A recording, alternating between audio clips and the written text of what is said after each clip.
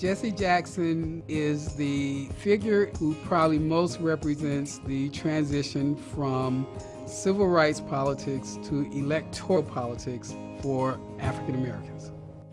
Jesse Jackson was born in Greenville, South Carolina on October 8, 1941.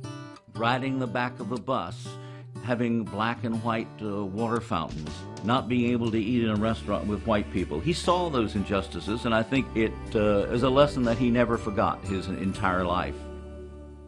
In high school, he was class president and a football star. He went on to the Agricultural and Technical College of North Carolina. Jackson met his wife, Lavinia Brown, while he was in college. The couple married in 1962. Jackson and his wife had 5 children together. Jackson earned his sociology degree in 1964. And he excelled, but there were demonstrations, there were marches, there were protests. He was caught up in that movement.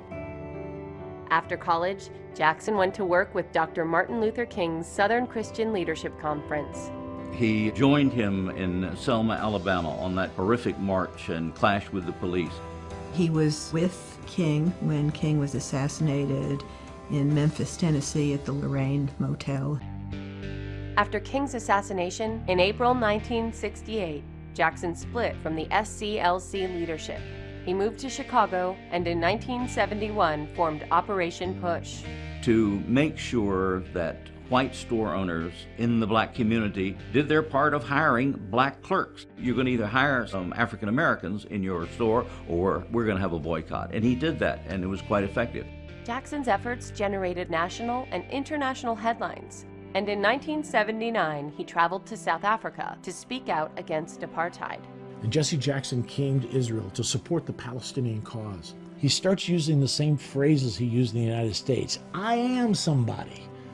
Say it with me. I am somebody. And they're repeating this in Arabic. In 1984, he formed the Rainbow Coalition to fight for equal rights for everyone. That group later merged with Operation Push. That same year, Jackson ran for president. He came in third in the Democratic primaries. Then in 1988, he ran and lost again. He told me, he says, I know I'll never get elected president. I know it's not possible for a black man to get elected president. And of course, that wasn't true. When the returns came in 2008 and Obama was on the stage, there were shots of Jackson with tears in his eyes. Jackson is a Baptist minister and civil rights leader who continues to fight for equality. His oldest son, Jesse Jackson Jr., served in the U.S. House of Representatives. The friend of the downtrodden, friend of African Americans, and that's the role he's played.